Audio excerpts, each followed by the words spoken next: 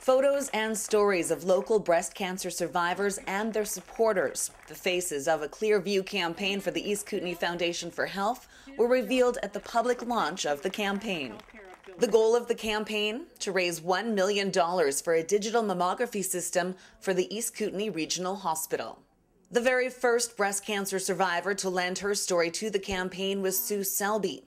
She had her first bout with breast cancer in 2002 and had been clean for 9 years.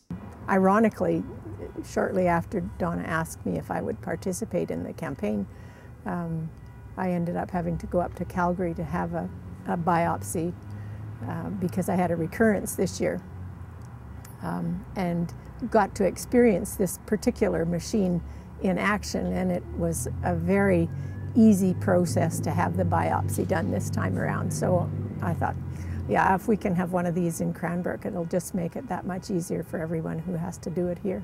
Dr. Peter Chong says the digital mammography system has several advantages over the analog film system.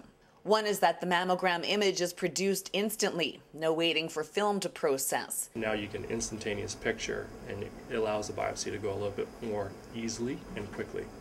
And doctors can view the image while doing a biopsy, see right where the abnormalities are, and take a minimally invasive needle sample of the tissue. I think of some of my elderly patients in their 80s who, when faced with the decision of driving to Calgary for a small, less invasive needle biopsy versus staying here for a more invasive surgical biopsy, that often can be the deal breaker for them in terms of, opting for, staying and having more invasive surgery.